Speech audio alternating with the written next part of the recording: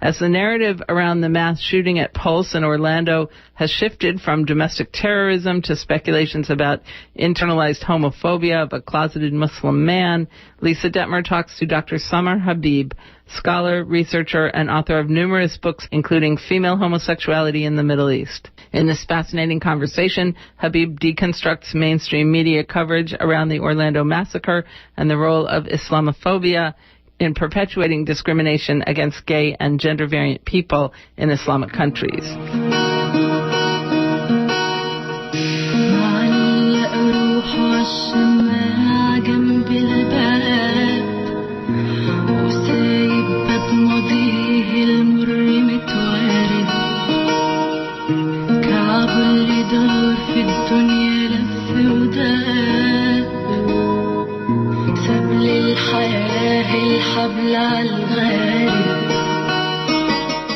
So today we're talking with Dr. Samar Habib. She is a writer, researcher, and scholar, and the author of Female Homosexuality in the Middle East, and editor of Islam and Homosexuality, among many other books and articles.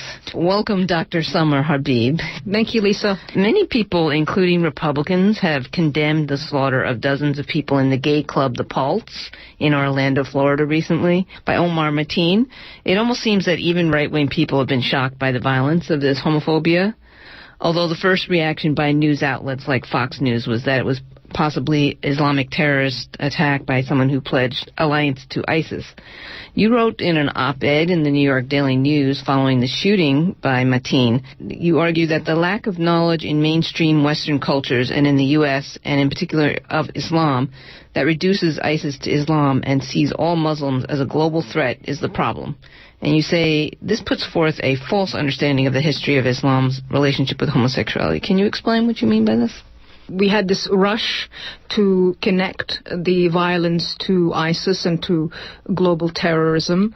One thing that ISIS seeks to do is to reduce Islam to itself. It presents itself as authentically Islam. And also, this is also what happens in the West and Western media. There's a confluence with respect to that. The mainstream Western media also wants to see ISIS as Islam. So they kind of collaborate together to produce this. But when we look at Islam historically across history and across geographies, it becomes really a universe of its own accord. And there are so many variances and variables across this rich history that the two are not synonymous. And with respect to ISIS, one has to question as well the extent to which they are drawing their actions from Scripture itself, because, Scripture is very complex, and how we arrive at interpreting Scripture requires a great deal of scholarship and various schools of thought and various methodologies, again, across history and across various cultures. And then when the shooter, Mateen, was seen as not having a relationship with ISIS and that he might be gay, the media asked, could the attack then have been driven by Mateen's sexual orientation and the shame associated with homosexuality among Muslims today, rather than Islamist terrorism? There was an article in The Guardian where they wrote, transgressive sexuality in conservative religion can be a toxic mix. Mateen felt conflicted about his interest in gay men. It could have been because he believed his faith would condemn him. Well, what do you think about this analysis? It's an interesting analysis, but I think I speak for a lot of people of my generation, irrespective of our religious and cultural backgrounds. We have all experienced a certain level of difficulty in dealing with our sexualities that are not commensurate with the economy of marriage and children, heterosexuality, patriarchy. And what differentiates us from somebody who is going to go out and do something as heinous as the massacre we saw in Orlando is really the critical question here. Was it religious orthodoxy that produced this terrible cocktail? Was it really just that? Can we reduce it to just that? Somebody like myself, I grew up in a secular household. There was no religious indoctrination for me. I went to a Catholic school of a racially diverse group of people, and I experienced an extraordinary amount of difficulty in coming to terms with my sexuality within an extremely homophobic society. I think this analysis is also a bit reductive, and there are so many variables at play. You might have somebody who has had a confluence of factors that have produced this kind of sociopathy. You would need to reach a level of sociopathy to be able to disconnect yourselves from the suffering of others in order to carry out a crime of this magnitude, or really of any comparable magnitude. So I'm very skeptical of the idea of saying that, the production of homophobia is exclusively religion-based. It can be produced without religion, and same with violence. Religious ideologies can produce violence, but they can also curtail them just as well. And I think religious ideologies can produce homophobia, and they can also produce love and acceptance of diversity. It also reproduces a very monolithic notion of Islam and Muslim religion, as you point out, and also historically, too. I think you, in your book, Female Homosexuality, you even write about how there was a golden age of tolerance or diversity of sexualities. Maybe you could talk a little bit about that history of sexuality, of diverse sexualities within the Middle East, and how we got to where we are today, or where are we today? My thesis in female homosexuality in the Middle East is simply that there was a time when, first of all, we have to differentiate between culture and between religious texts. And in culture, there's literature, there's poetry, there's art. And what you see around the 9th century, particularly in the Abbasid Caliphate, is a diversity and an acceptance of gender and sexual diversity. You see a lot of that. It was very common. It's used as an example both in pejorative terms contemporaneously. People don't want to say, oh, that is part of our Islamic history. They want to reject that. And then it's also seen as a potential for a fertile field for exploration by people like myself who are looking to counter the dominant narrative that this is not acceptable in this culture, in Arab culture, or more narrowly nowadays we're starting to confuse Arab culture with Islam. So the 9th century Baghdad, from the literature that we see a discourse that emerges that's kind of very tolerant and very interested in diversity, in diverse things, in copia. So, for example, I love this very interesting kind of quotation of one scholar by another very famous scholar named Al-Jahid. And in his book, he quotes another scholar who says that he has seen, there's nothing he has seen in human sexual behavior that he hasn't seen in pigeons. So it's a naturalization. And then he goes on to describe them.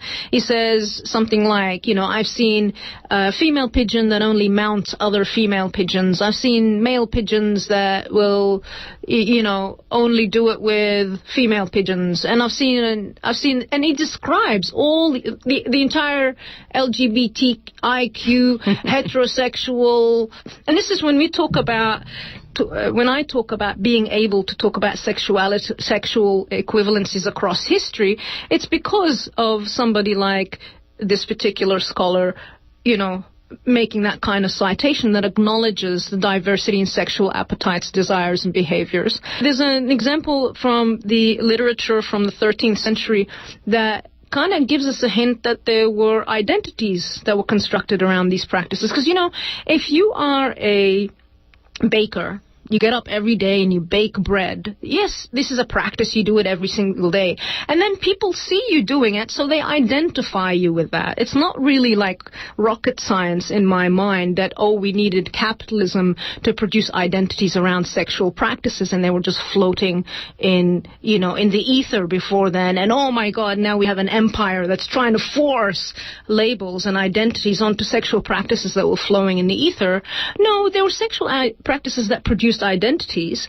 They might not be identities immediately transferable or identical to what we see in Western taxonomies of sexuality, but damn, there's some of them so very similar.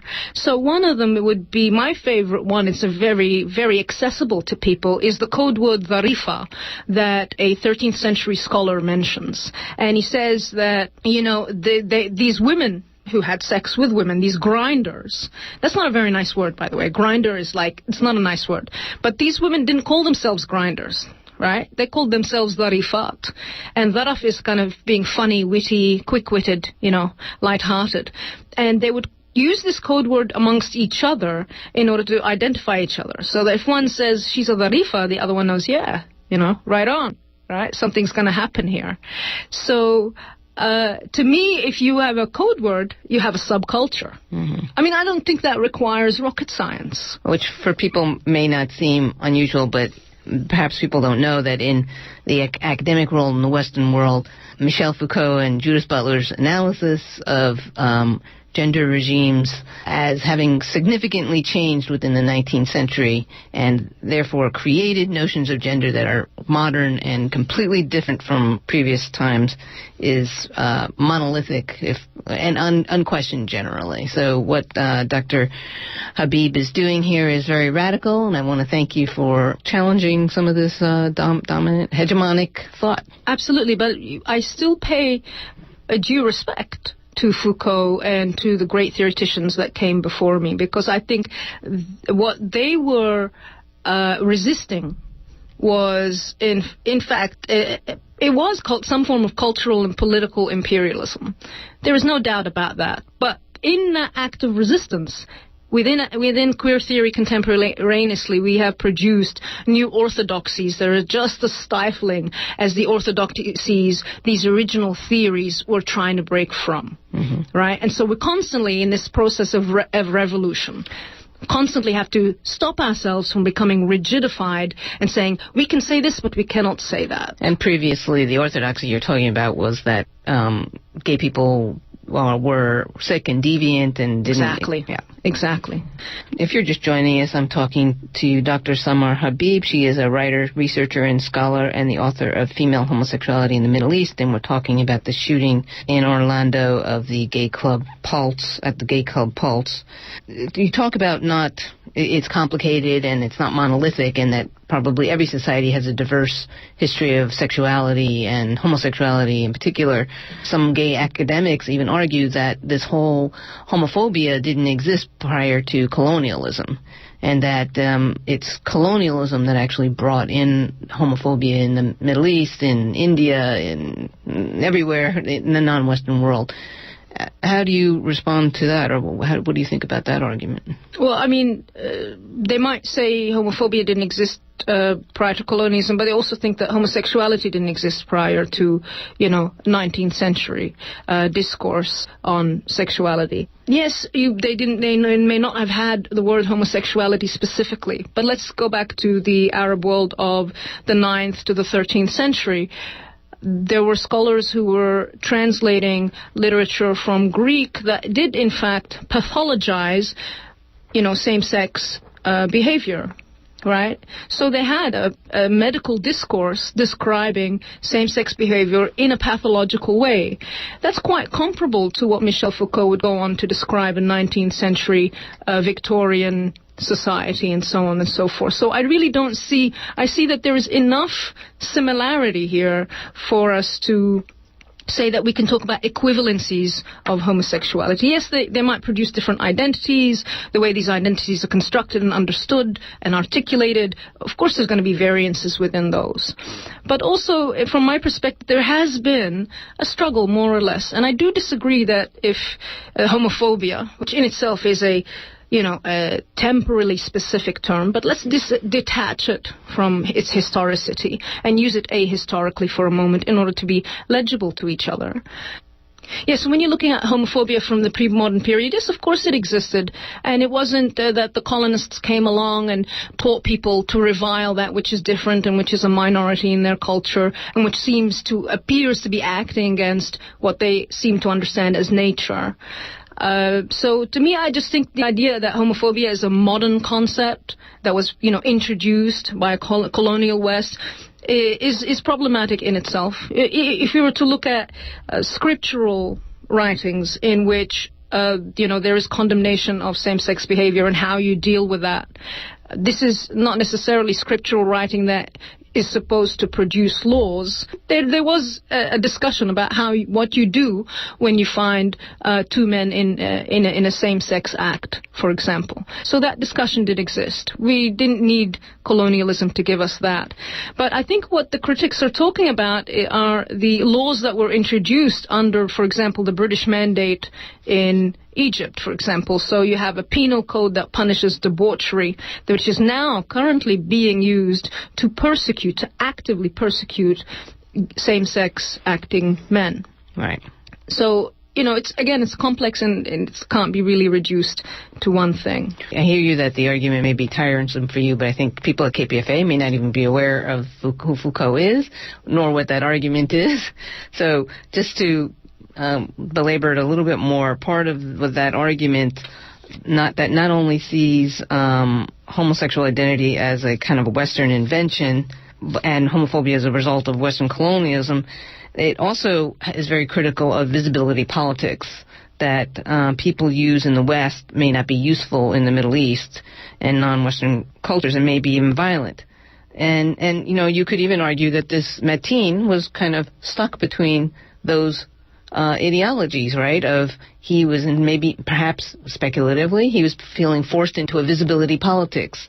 Very common in other countries. You can have somebody that you sleep of the same sex, and it would be accepted.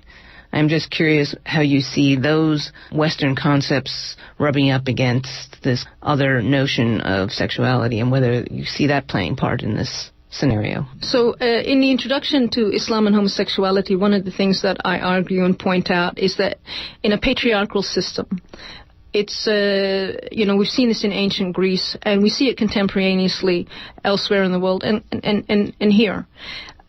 The patriarch has access and agency that is unmatched by his subordinates. So the patriarch can, for example, have the lover on the side that you mentioned, so long as he fulfills a certain social contract, a certain implicit understanding that he's maintaining a household and a litter of progeny, right? So he's, disseminating his seed.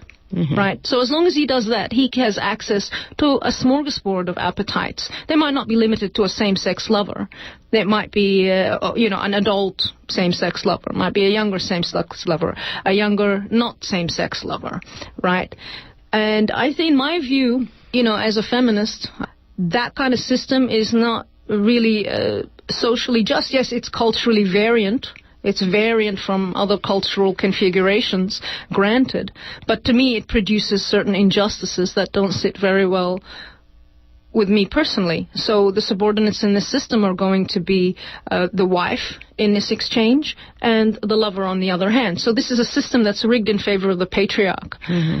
And there are instances, even in religious scripture themselves, that allude to this. So, in the story of the people of Lot, for example, Lot says to his people, do you approach men without your wives or without the women? It's like, mm-hmm. It's almost it's implying that you can have the men on the side, but you got to have the women as well. And Lot is, of course, a product of, contemporaneous with Abraham. So we're talking about 5,000 plus years, presumably. But again, I mean, are we happy with that? Is that some kind of cultural right that we want to preserve? Like I said, I'm open to other points of view and other arguments, but certainly for me as a feminist, I think I have to draw a line with respect to cultural relativism and say there is a line of morality that we have to agree on. It's undesirable for it to continue, or for us to facilitate it in theory. Mm-hmm. Just because we're constantly, anxiously trying to defend third world contexts. Right. Yeah, so basically you can't really discuss homosexuality without understanding patriarchy and misogyny. Right. And also that, it's no accident that he also beat up his wife, or previous wife. Just to get back to the argument that's often made by people who are against Islamophobia, they often, I think it becomes seen as we have to look at, in order to understand the way Mateen was interpreted in the narrative around what happened, you have to look at it within the context of Islamophobia, especially what happened post 9/11. And that is important, and at the same time, it can also lead to people on the left feeling incapable of criticizing homophobia or misogyny in the Middle East or elsewhere. So how do you handle those two tensions caused by this polarity? You know, it is a very difficult polarity, and I've certainly experienced it myself, because when you have a radicalized nationalist discourse, as we do right now here in the U.S. and in Australia, for example, where I lived most of my life, it's a radicalized nationalist discourse that is feeding on this fear, on this frenzy of the other, and the other is currently Muslim. It was probably communist before that. And in Australia, it was the Asians, right? And by that, they meant Vietnamese and Chinese people. But now, all of a sudden, it's Muslims. And how quickly we forget and switch up between the two.